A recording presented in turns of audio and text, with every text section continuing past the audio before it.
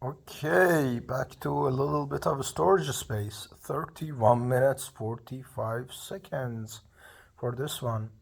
But I see these days like so many gurus and successful people posting videos like how to beat 99% of people, how you get ahead of 90% of people and stuff like that.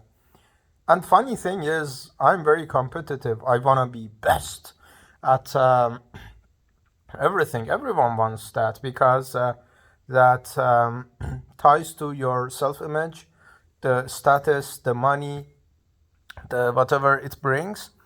Of course, everyone wants to do that. But funny thing is, always for me, it's been like I want to beat the game, so others have don't have to play that. I literally document every misery, every like step of my life. That the lower it gets, so I find a way, I find a hack that others don't go through that.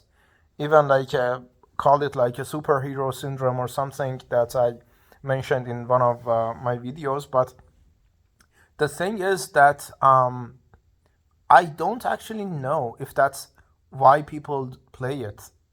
Wanna be like one in billion or something. For me, it's always been like, and it doesn't mean I'm better or I'm morally like superior to others. No, it's just personal preference that um, I believe that the core human enjoyment is in creation and creation of value. And this value represents that you existed. Not only that, and it also represents your impact and impact of your existence. There is something called weight of destiny that some people have tremendous like power and ability to change the trajectory of civilizations.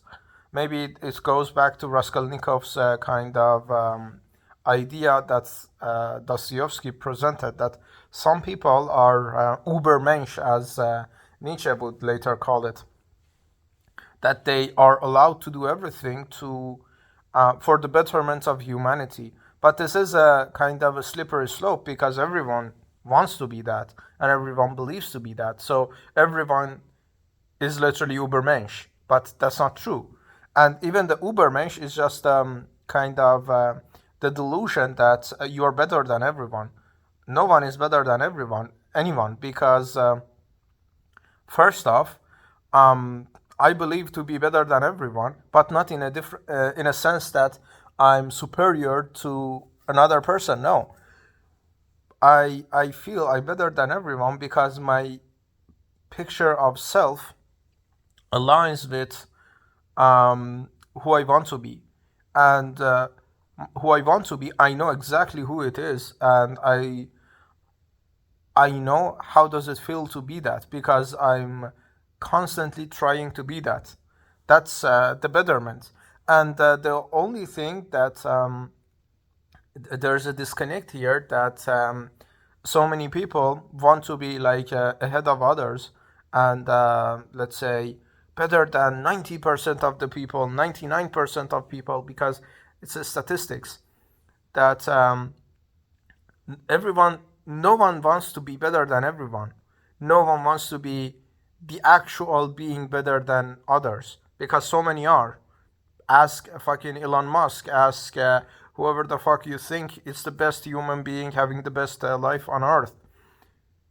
They don't seem they have that life because not only the sacrifices for that, but that life becomes ordinary after a while. I remember when I came to my new house, I was like, wow, bro, my literally fucking bed is on the fucking ceiling. I need to go up and down every time I need to fucking climb on the fucking bed. That's exhausting. That's fucking unbearable. But after like 2 or 3 days, I was literally jumping up and down 50 times a day because everyone gets used to everything. I remember when I had very bad kind of level of illness, I couldn't get out of bed, and I was cursing everything, everyone, and being alone all along. But after 2 or 3 days, the pain didn't vanish. I got used to the pain, and I found a way around the pain to function. That's how we are designed to function. This is the survival kind of aptitude of human beings. So being better is like Jordan Peterson says, no one wants to be happy. Everyone wants less pain, because pain is just a sensory detail that no one can deny it. If you are an atheist, or if you believe in Lord and whatever, you feel the pain the same way. Pain is the only measurement of misery.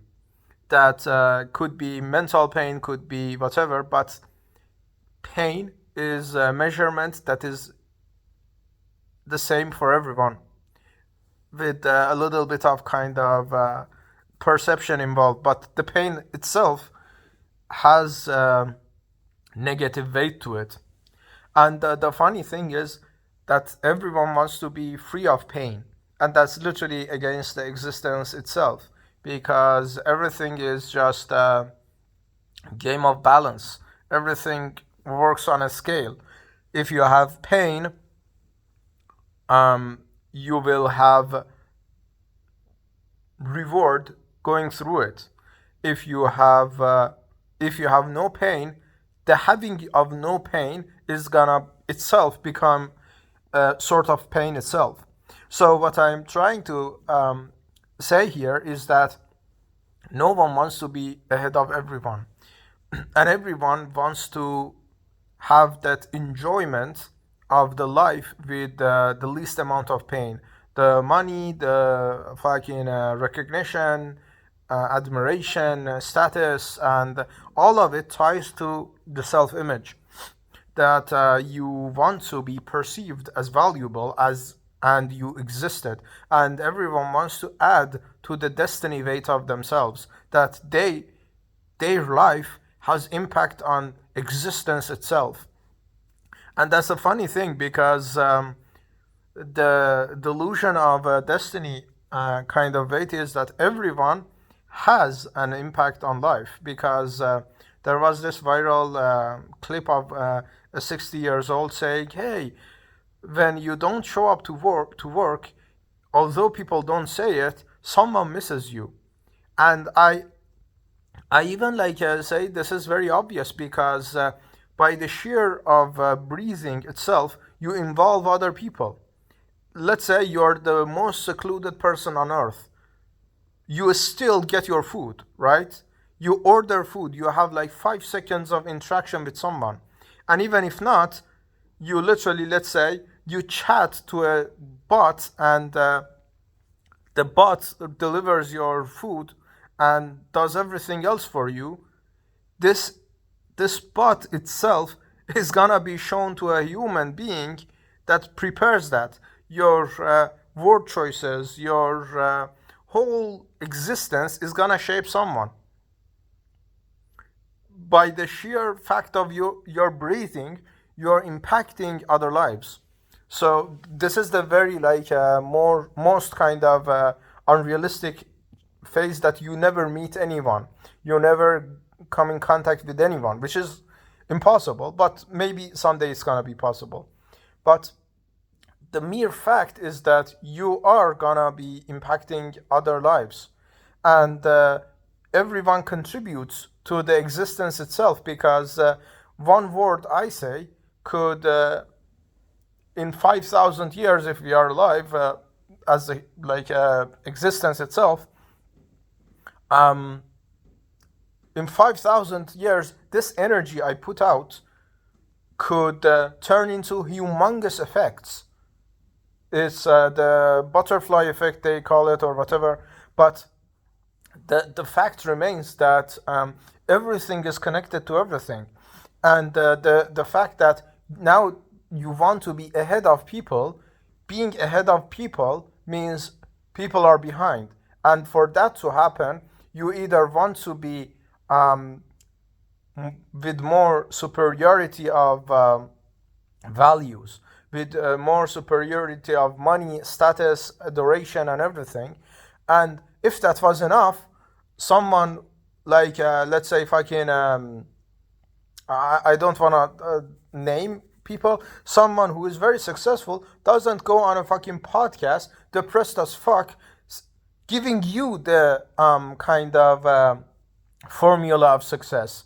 Because sure, he has a fuck ton of money, he has the mansion, the adoration, billions of fans, but if he is happy, why he is literally crawling outside of bed to give you a message for you to be happy? Because no matter how much he accomplishes, his value is tied to his self-image, that his self-image is always changing.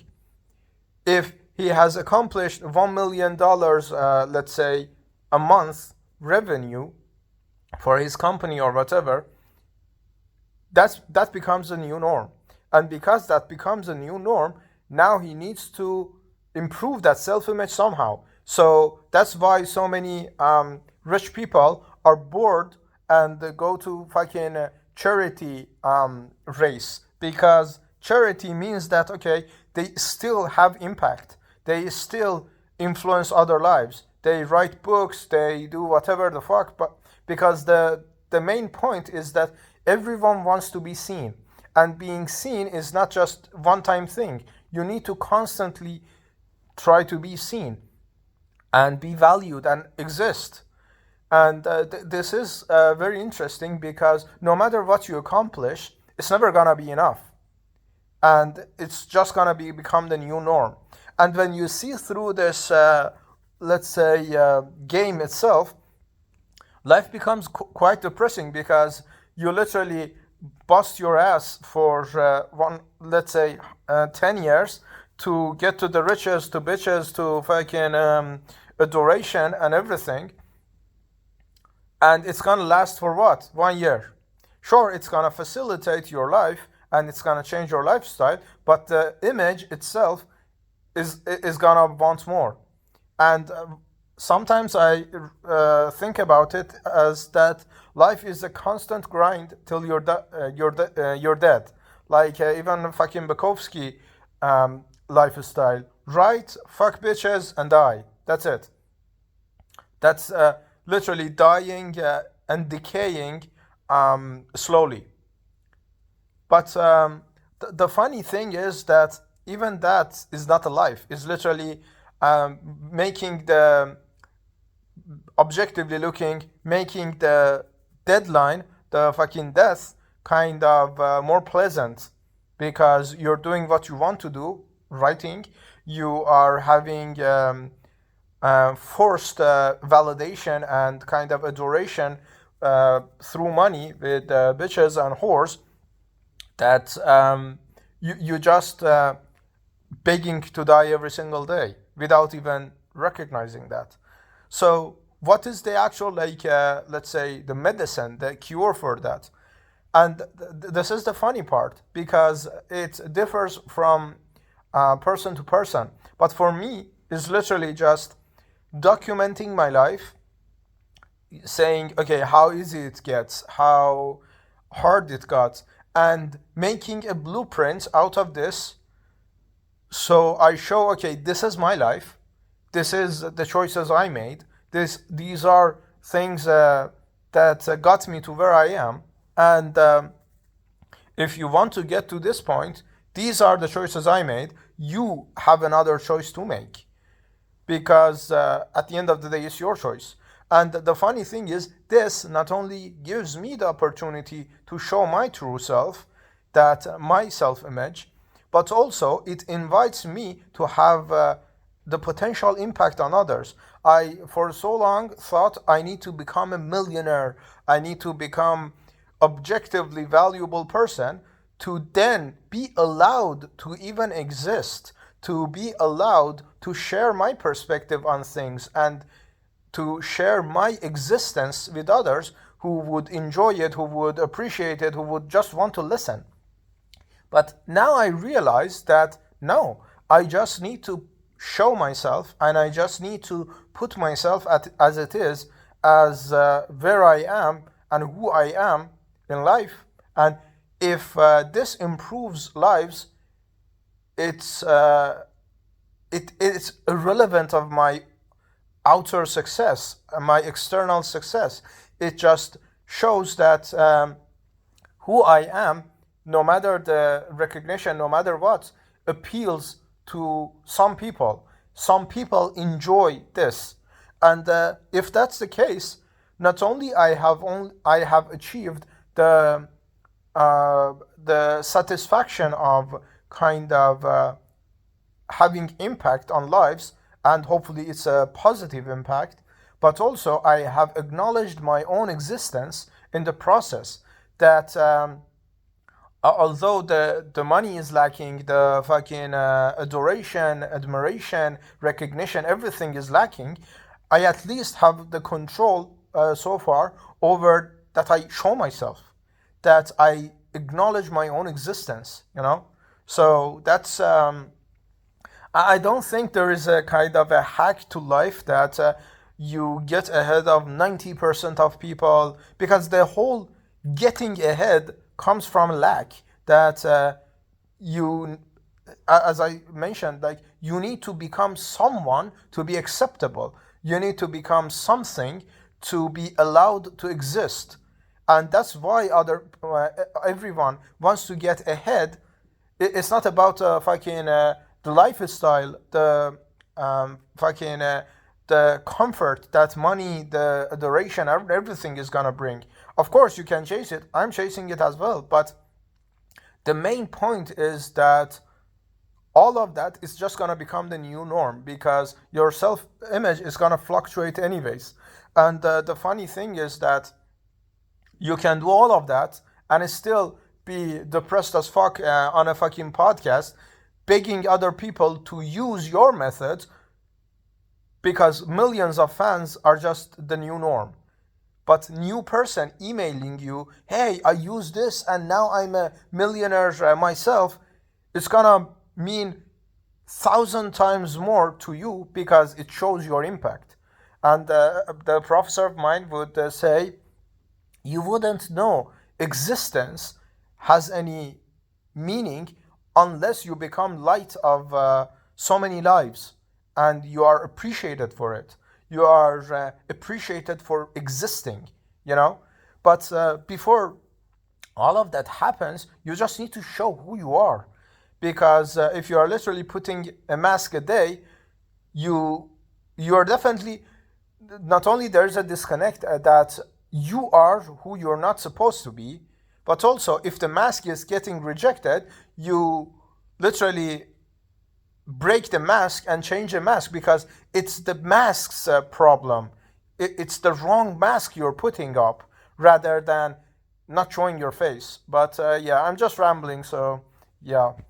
Bye.